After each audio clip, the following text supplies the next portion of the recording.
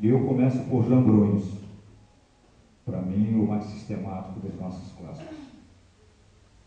Dizia Brunius que o homem, na sua repartição na superfície terrestre, persegue o encontro com as plantas e com as águas.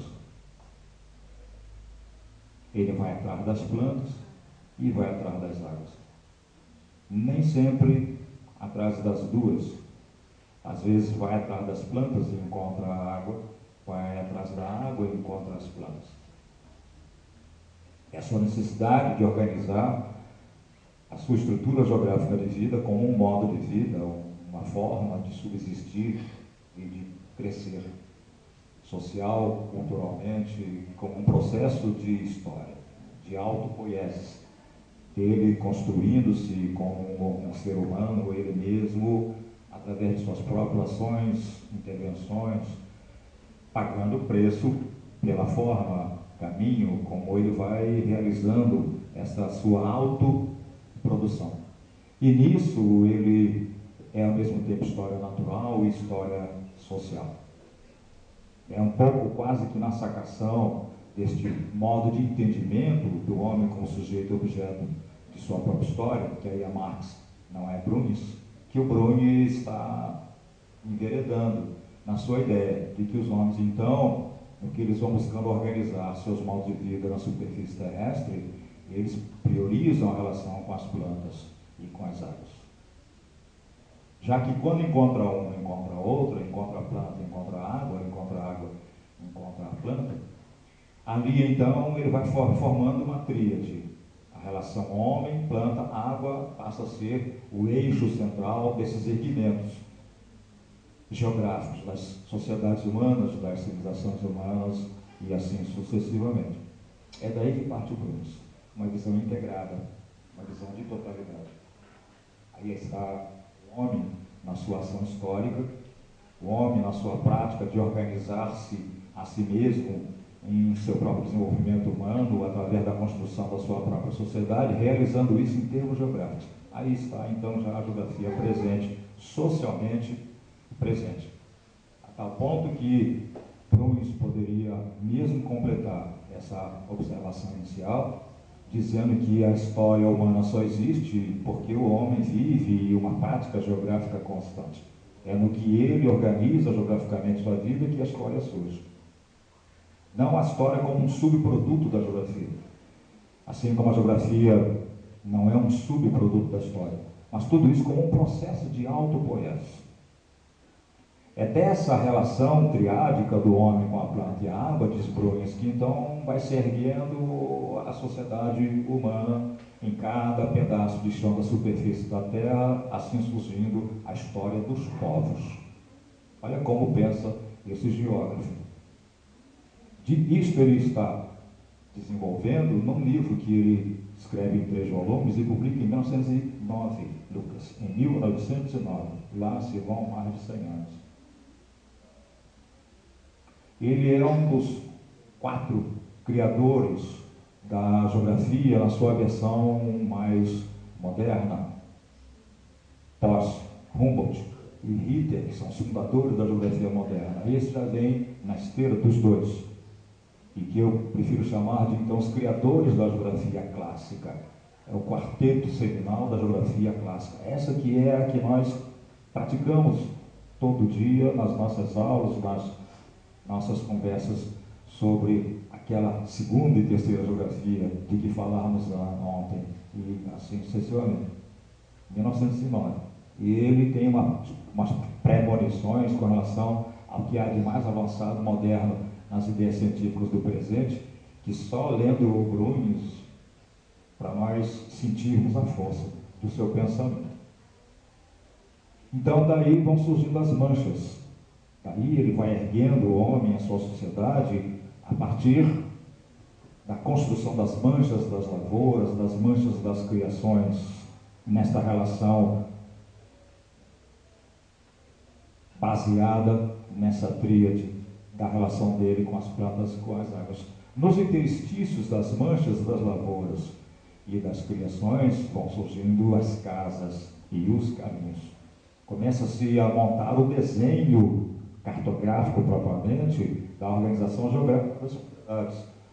As localizações, as distribuições como categoria-chave de todo o nosso discurso teórico-metodológico que distingue a geografia das outras áreas de saber, está aí, e isso está aparecendo nitidamente nesse discurso de montagem geográfica da história, da sociedade humana pelo próprio homem, como um processo de autoconstrução na história, na forma da localização e distribuição das casas, dos caminhos. Ali aonde se cruzam casas e caminhos e as casas começam a se amontoar no número maior, crescente, surge a cidade. Junto à cidade surge a indústria. Multiplicam-se esses adensamentos de casas, nos cruzamentos, nas combinações subcaminhos, e com isso multiplicam-se as cidades. Dentro delas, multiplicam-se as indústrias. Então se estabelece o troca-troca, as interações espaciais entre esta cidade e aquela outra, esta cidade beneficiada pela circundância das suas manchas de lavoura e de criação. Coloquemos áreas também de extrativismo mineral, vegetal e tudo mais neste quadro de organização geográfica, que então a indústria transforma e a cidade, agora cabeça de todo um circuito de circulação pelos caminhos, leva uma para outra, realizando então as trocas e os intercâmbios, assim surgindo as grandes tensões de organização mais ampla dos espaços dos povos, das sociedades, geograficamente organizadas numa extensão mais ampla, com suas culturas, com suas formas de civilização.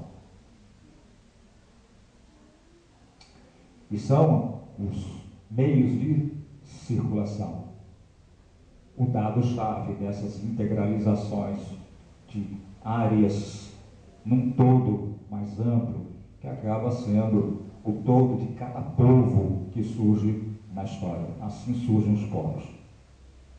Assim surgem as nações. Assim surgem os estados nacionais e por aí. Isso é a ideia de Brunis. Só que não termina aí. A genialidade dele começa justamente a partir de agora. Porque o que ele fez até este momento, digamos, é o que era o habitual no entendimento e nas formulações de teorias, de métodos de geografia, de parte dos que vieram antes. 1909 significa dizer que muito antes disso já havia toda uma história do pensamento geográfico. A rigor, a geografia, historicamente, é criada no século I por Estrabão. Ela vem progredindo. Quando nós chegamos no século XIX, já são 19 séculos de história do nosso campo de saber, de conhecimento científico.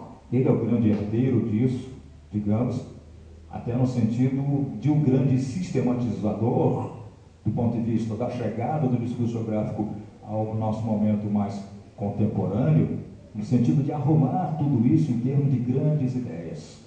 Normalmente nós falamos muito de Vidal, de Recli, raramente falamos de Brunis. Talvez dos mais modestos entre os grandes pensadores, Brunis seja o maior deles. Ele está por trás das ideias de Milton Santos. Milton é bruniano o tempo inteiro. A ponto de Milton dizer que Brunis, muito longe de ser marxista, é aquele cujas ideias mais se aproximam justamente do materialismo histórico de Marx. Todo esse discurso que a gente acabou de resumir é todo um discurso justamente de um processo histórico do homem autoproduzir-se ao produzir seu espaço. E do que produz seu espaço, produz sua sociedade. Mas este é exatamente o discurso sintético de Milton, da relação sociedade-espaço. O modo de produção da sociedade é o modo de produção do seu espaço. É produzindo o seu espaço que o homem produz a sua sociedade. Não existe sociedade e espaço. Não existe a conjunção no meio. O que existe é o verbo, é o processo. O processo da história, justamente, é esse o discurso de Brunis, é esse o discurso de Marx. Este é o discurso de Milton. Milton juntando, então, Brunis com Marx. E é interessante lembrarmos sempre isso, porque o Milton não veio de uma formação de graduação em geografia, né? Mas a grande sacação do Milton foi exatamente perceber de por onde passa a coisa geográfica. Não por acaso ele teve uma captação da essência do pensamento e do modo de olhar e ver geograficamente as coisas, com essa transparência toda que chega até nós, fazendo que o Milton seja uma referência para o pensamento geográfico nosso, brasileiro, mundial, atual. É que ele parte de um gigante, ele parte de Bruns. Milton cita Bruns o tempo todo. O que faltou de Bruns em Milton é o que eu vou dizer agora, e que é a parte mais impressionante para mim. Diz Bruns, então temos aí os homens e as mulheres vivendo segundo modos geográficos de vida, muito bem definidos, muito bem assentados, mas alto lá. É preciso que esses homens e essas mulheres se deem conta de que no interior desta organização geográfica, dessa sociedade geograficamente organizada, que é então a sociedade deles, é preciso que eles se deem conta de que existe um reboliço, um vai e vem de movimento, uma vez que tudo isso é regido por três grandes contradições. São termos dele, três grandes contradições. A mais geral, no sentido da escala, se aquela que abarca a superfície da Terra como um todo, embora acontecendo pontualizadamente como um todo, mas de um modo múltiplo, ponto a ponto da superfície terrestre, é aquela que ele chama de a contradição entre, olha a linguagem dele, a força louca do Sol e a força sábia da Terra. É a energia termodinâmica do Sol chegando à superfície terrestre, sendo absorvida pelas águas, pelas terras e então pelas plantas, no seu processo fotossintético, as plantas passando para os animais através da cadeia trófica, e este Sol aqui chegando na forma de energia luminosa e quebrando toda a estrutura do que aqui existe. Força louca do Sol. A energia termodinâmica, que por justamente ser energia termodinâmica, ao circular por dentro da matéria, a matéria organizada desorganiza esta matéria, quebra toda a estrutura molecular ali das substâncias que estão existindo na forma aqui das rochas, aqui na forma das águas, acolá na forma das plantas, mas além na forma dos animais. A energia termodinâmica fluindo por dentro desses corpos, dessas formas de matéria, vai reestruturando, vai quebrando essas estruturas no sentido de obrigar a matéria comodamente organizada a se desfazer nas suas formas de organização para se refazer constantemente. A matéria como uma forma constante de movimento. 1909. Só em 1925 Einstein vai transformar isso numa fórmula física, comprovando matematicamente que a matéria é movimento de energia, e energia é matéria em movimento.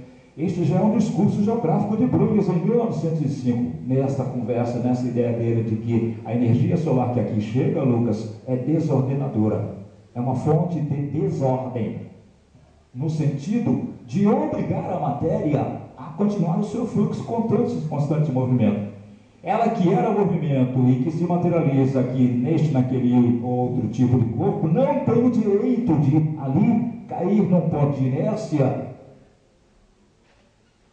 e achar que a história terminou ali. A história natural da própria natureza, natural da própria matéria, ali concluiu-se. Não. Chega o Sol, como se fosse um Deus poderoso, e diz à matéria: continue no seu movimento, porque é da sua natureza a inconstância, é da sua natureza, é imanente a você, é da sua própria coisa interna, matéria. Você se desfazer para se refazer num ato contínuo, perpetuamente, porque senão a vida desaparece. Vem e sobrevém apenas a morte. É o movimento que garante a vida. Vida é movimento e morte constantemente. Isto é a ação da força louca, por isso louca, do Sol. Só que vem o contraponto na superfície terrestre, de parte de uma força agora ordenadora, que é a sábia da Terra. A força louca do Sol é contrarrespondida pela força sábia da Terra. Está falando de novo de energia. Bruni sempre pensando tudo na geografia em termos de matéria e energia. É o suprassumo de todo o discurso ambiental dos dias de hoje. Este homem já está pensando assim lá pelos idos de 1909, imaginem, se antecipando ao que há de mais avançado nos dias de hoje. Façam a subtração 2011, 1909. E olhem há quanto tempo o Bruni já vem pensando nisso. Está falando da energia gravitacional. Se a energia termodinâmica do Sol aqui chega, desagrega, separa tudo que estava agregado, quebrando a ordem de tudo, instabilizando aquilo que já estava estabilizado, a própria Terra encontra na sua energia gravitacional a maneira de reagregar tudo. Tudo aquilo que foi quebrado, isolado, separado, solto, disperso, agora vem a ação gravitacional da Terra e traz tudo de volta para junto. Traz os átomos de volta para se juntarem, recomporem as suas composições moleculares e por aí então as transformações das substâncias, só que não mais do jeito como os átomos se encontravam antes, nas formas das moléculas anteriores, então das substâncias de antes. É isso que faz a matéria progredir, esta contradição entre a força louca do Sol e a força sábia da Terra. Vai ser preciso passar mais tempo ainda, que em 1907,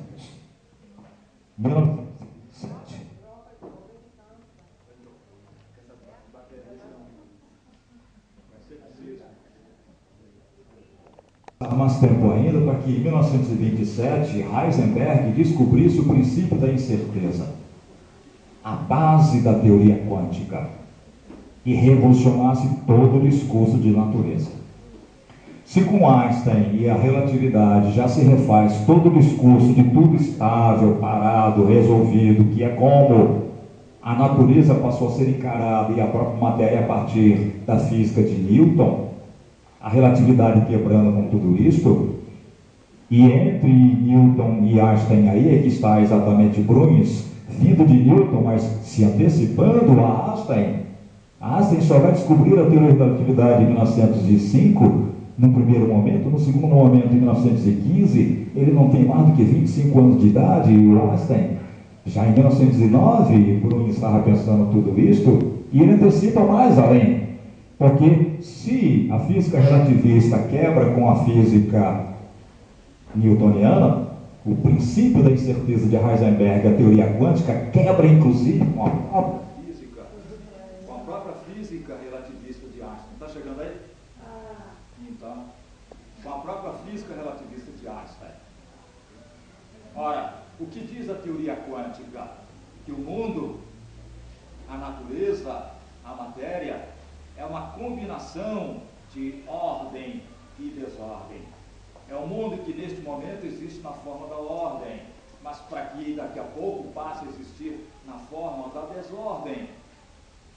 Existindo agora na forma da desordem, apenas para que daqui a pouco passe de novo a existir na forma da ordem.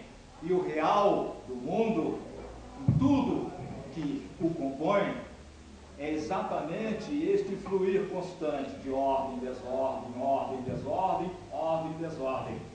De modo que não existe normalidade e anormalidade, não existe estabilidade permanente e não existe permanência. O que existe é o movimento, a inconstância, mas não a inconstância permanente, porque não há permanência, e sim a inconstância que daqui a pouco vira constância, a estabilidade que daqui a pouco vira instabilidade, e assim sucessivamente, ordem e desordem. É isto o que existe. Se há alguma lei da natureza, da matéria, da vida, da sociedade, esta é a da ordem e da desordem. Isto é Heisenberg em 1927.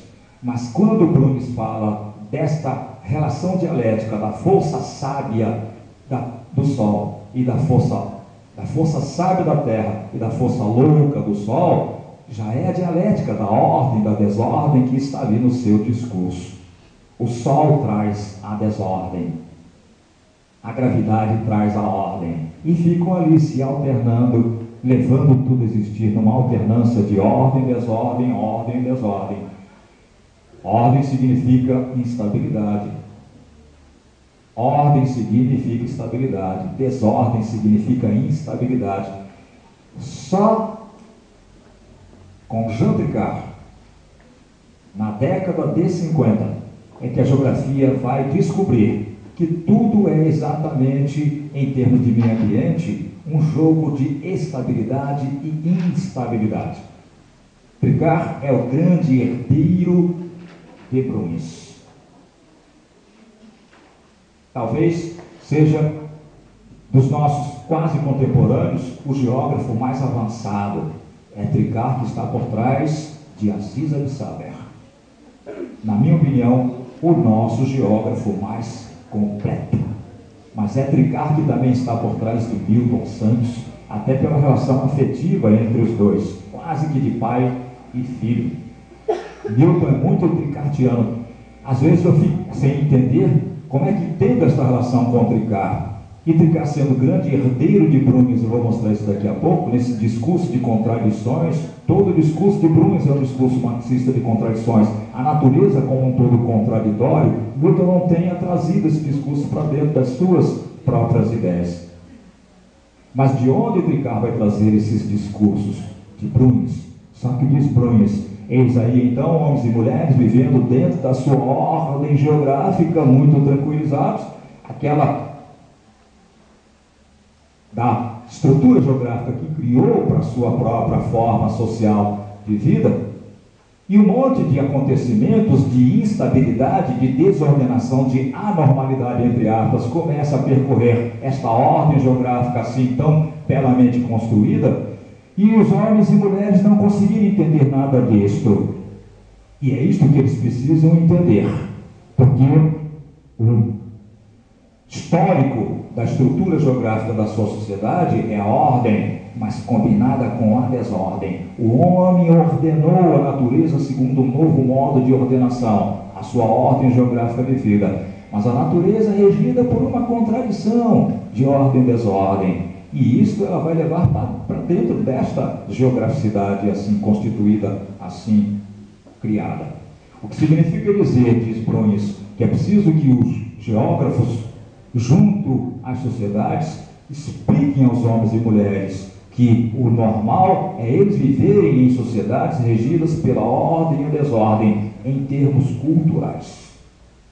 Eis aí a primeira chamada da significação social, do socialmente significativo do tema que vocês me deram. É Bruns, já em 1909, dizendo a nós, geógrafos, professores, estudantes de geografia, o que nós temos a dizer à sociedade. Temos a dizer à sociedade, aos homens e mulheres da sociedade de todos os povos, isto: construam geograficamente seus modos de vida, mas tenham sempre culturalmente,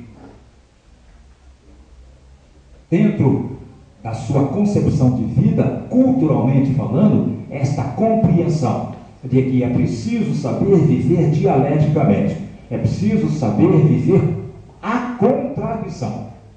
É um ensinamento que nem mesmo nós geógrafos tínhamos até a década de 70. É isso que o Lucas falou. Se alguma coisa houve de mudança no pensamento geográfico a partir da década de 70, foi a descoberta de que tudo é contraditório, tudo é regido pelas contradições. Não somente contradições no sentido das lutas de classes. A natureza é ela mesma contraditória, é ela mesma regida por esta contradição de base. Tua sobre o todo da superfície terrestre, pontualmente, ponto a ponto de cada local, cada pedaço de chão, cada recorte de espaço da superfície terrestre como um todo. E é preciso que os homens tenham a percepção disto. Então, antes que vocês me perguntem por onde que passaria o ensinamento da geografia, de modo que através da geografia se passe pelas escolas para a sociedade como um todo, uma autocompreensão de um modo mais apropriado de vida, esta, de através das escolas, pelo ensinamento da geografia, os meninos e as meninas já irem se culturalizando na ideia de que a vida é isso mesmo, é contradição, é certeza e incerteza, normalidade e anormalidade, e não tudo sempre claro e escuro, preto e branco, bonito e feio. Do ponto de vista da ação dialética da vida, tudo muito bem, não há contradição senão através dos opostos, das combinações por oposições. Só que temos duas polaridades, o sim e o não, mas milhares de situações transitórias entre o sim e o não. Para que o sim vire não, ele tem que seguir um certo percurso para chegar do sim ao não. Para que o não de novo vire o sim, novo percurso que o leve do não ao sim. O que significa dizer que a vida é muito mais plural, a vida é muito mais diversa do que esta bipolaridade de homem e mulher, de sol e terra, de positivo e negativo, de feio e bonito, de certo e de errado, porque as coisas são exatamente assim, móveis, mutantes, movidas pela contradição. E é preciso então que nós culturalizemos os nossos modos de vida deste jeito, não somente culturalizemos, os nossos modos de vida passem a ser isto, esta forma de nos organizarmos, sabendo que as coisas estão desta maneira que não nos acomodemos, elas não permanecerão assim desse jeito daqui a alguns segundos. Então nos preparemos para nos anteciparmos ao que vem de mudança, da ordem voltando a ser desordem, para que nós, assim como construímos nosso momento de ordem socialmente, o construamos no seu momento de desordem, construindo socialmente a sociedade em termos de desordem. Vejam, é exatamente por aí que passa aquela linha de contato de Brunius com Marx, a que o Milton se referia, porque é quase como se, num discurso como esse de geografia, já se estivesse admitindo a naturalidade do processo das revoluções na história, o direito e a necessidade dos homens e mulheres de realizarem revoluções na sociedade permanentemente, ao preço de serem, então, surpreendidos pelas mudanças. Já que as mudanças existem e existirão, que nós as conduzamos, que nós as façamos. Já que as revoluções vêm na história, queiramos ou não, que nós tenhamos a noção disso, nos antecipemos. Eu diria, senhor Enorme, então, o processo de mudança no sentido humano das revoluções é uma das decorrências desse discurso de Brunius. E vejam, ele está fazendo um discurso da natureza, de onde podemos desdobrar dizendo, dentro da própria geografia física, esse geógrafo humano está nos advertindo para a necessidade de culturalizarmos nossas construções históricas, no nosso pensamento de realidade de vida, nessa perspectiva de nós assumirmos nós mesmos processos constantes de mudança. Só que diz Brunius, a coisa não para aí. É que esta contradição de ordem geral vai ganhando escalas geográficas de mais especificidade. No que o homem na relação com a natureza a transforma, no que o homem lá na relação com planta e água, dali faz emergir as manchas de lavoura, de criação, as casas, os caminhos, as cidades, as indústrias, as trocas, as interações espaciais, e tudo isso se movimenta. No que o homem constrói o seu espaço, aí dentro há uma outra contradição, a de que não há como construir sem destruir. Toda construção geográfica implica em ser uma destruição geográfica. Constrói-se destruindo, mas destrói-se para construir. Brunius está falando da nossa relação com a natureza de novo, mas agora falando já das nossas ordenações geográficas existentes. Construímos para destruir, destruímos para construir. É da natureza da nossa vida histórica, natural e social. Construímos destruindo, mas destruindo para construir. Eis aí uma nova antecipação. Todo o discurso de equilíbrio ambiental, que depende das nossas ações, nossas intervenções no sentido positivo ou negativo, já está implícito nesse discurso do Brunius. Quer dizer, é natural esse equilíbrio ambiental. Não desequilíbrio no sentido catastrófico, destrutivo no sentido negativo, mas no sentido de não há como o homem organizar socialmente sua sociedade sem ir à natureza e refazê-la.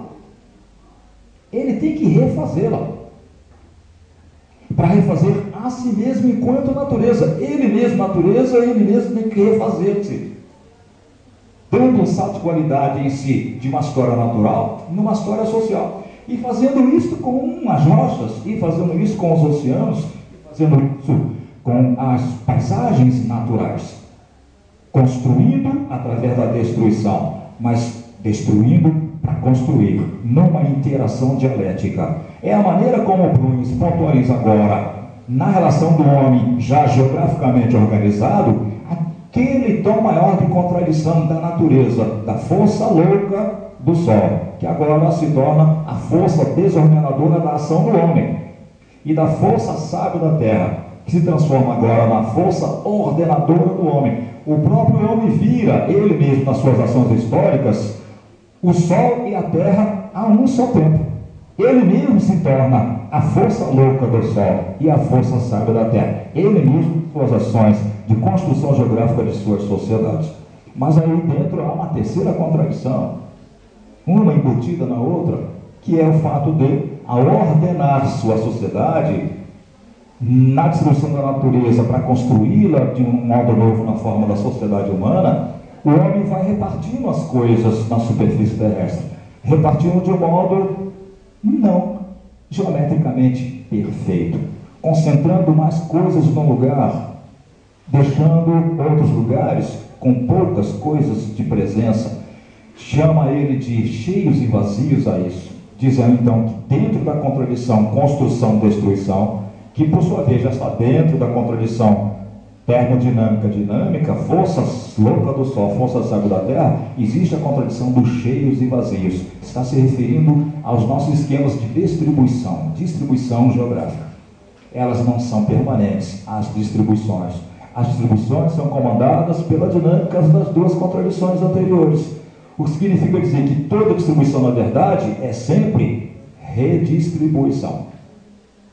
E é preciso, então, que no momento em que o homem arranja o seu arranjo espacial, distribuindo coisas de um modo aqui concentrado, ali disperso, entenda que isso é provisório. Mesmo que ele não intervenha no sentido de refazer este arranjo distributivo, o próprio arranjo distributivo vai se auto-refazer. Ele se refaz por si mesmo. A natureza é assim. É isso o processo geomorfológico. A própria natureza, no que ela, pelo processo de orogênese, cria as grandes cadeias de montanha, ali criando cheios de vazios, através dos desgastes erosivos, das retiradas de sedimentos e depósito desses sedimentos em outros lugares, vai redistribuindo. Então, ali onde havia um cheio na forma de cadeia de montanhas, começa a surgir um vazio. E ali onde, por conseguinte, havia uma depressão, que é para onde os sedimentos retirados das cadeias de montanhas vão sendo levados, ali, que era um vazio, vai virando um cheio. De modo que a superfície da Terra, que era um sobe e desce de enrugamentos, com o tempo acaba ganhando um certo estado de nivelamento. O que era alto fica baixo, o que era baixo fica alto, o que era desnivelado se nivela. Mas aí, de novo, vem a força louca. O princípio da exostasia, que quebra tudo de novo e restabelece áreas montanhosas.